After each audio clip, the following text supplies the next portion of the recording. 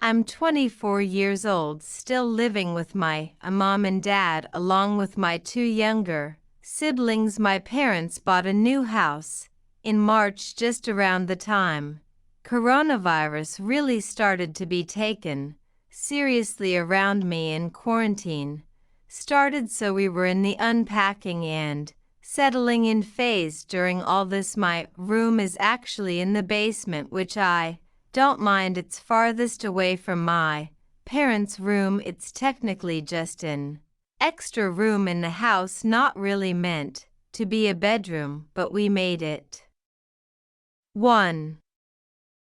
Plus, my parents figure I'm gonna be moving out soon, so why give me one of the better rooms in the house? The basement in this house is huge. It's really cool, and I get to feel like it's kind of my own basement in a way because of my room.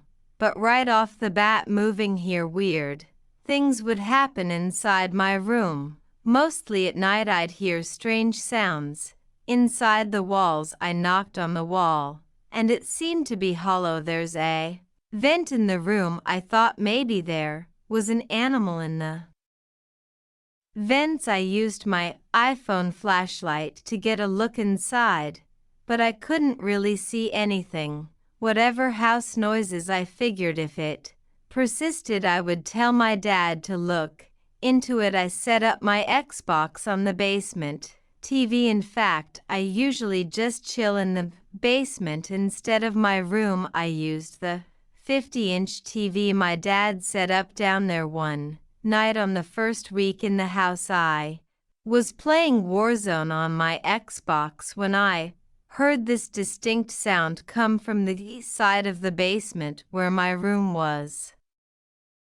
It was muffled by a wall, which led me to believe it came from my room. I went to quickly check inside my room, and it was empty. I hurried back to my game so that I wouldn't die, but to best describe the noise I heard, it sounded like a heavy glass object being placed on a table or something. I figured it probably came from upstairs. Literally the next night I woke to some weird muffled thumps. I couldn't tell if it was above my room or to the side of my room. I took my phone again and went to the air vents, but once again, even with the light, I couldn't see anything in there. I was starting to worry a small animal might be in the vents or living inside the walls, and it brought it to my dad's attention, who told me to let him know if it persisted, and he told me to try to record the sounds if possible. So, a few nights later, I woke up at 4 in the morning feeling extremely thirsty. My trusty bedside water bottle was empty that night, so I had to go upstairs to get a refill. On my way back downstairs from the kitchen after refilling the bottle, I stopped mid-staircase in the dark, thinking I heard something from the basement. And two, I said very quietly, wondering if my brother was hiding down there. I whipped out my phone to use the flashlight again. As I finished my descent down the stairs, I had a quick look around the basement just for peace of mind, and when I found it was clear, I went back to my room to hit the hay as I placed my water bottle on the ledge. I screamed like a girl as I ran all the way back upstairs, yelling for my dad like a child.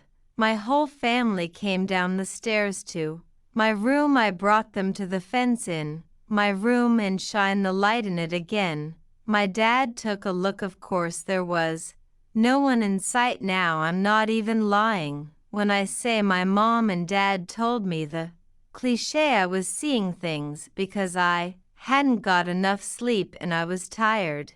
I didn't buy it. I wasn't sleeping there. That night I slept in the living room and not the basement door. That night the basement door only has a lock on it because we have an outdoor entrance to the basement, so it serves as an extra small layer of security for break-ins. I guess well, the next day when I went down to the basement, I made a shocking discovery. There was some kind of secret door in the wall that was left open. I immediately called my dad down and he went inside of it.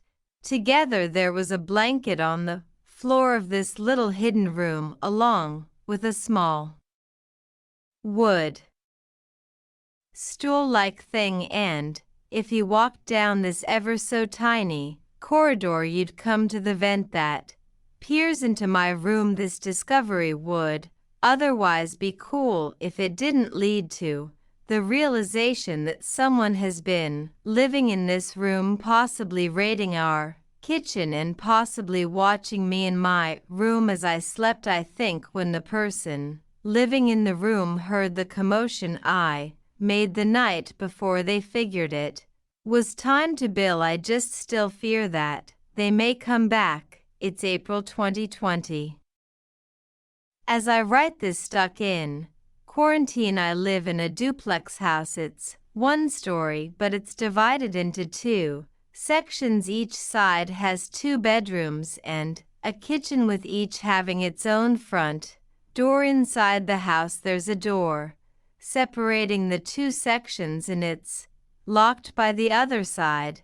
The landlord, Jose, lives on the other side and he has the lock switch on his side of the door. Obviously that's not exactly a situation I've been entirely comfortable with, so I took it upon myself to install some camera I bought on Amazon. It connects to my phone to alert me when motion is detected. I aimed it right at that door, but did I ever expect to actually get any kind of notification from that app? No, that's why when I got a notification about movement on the camera I freaked out. I opened the app and saw on the very laggy low frame rate video that the door connecting the 2 sides of the house was open. I was literally sitting in my car in a parking lot, heart racing, waiting. A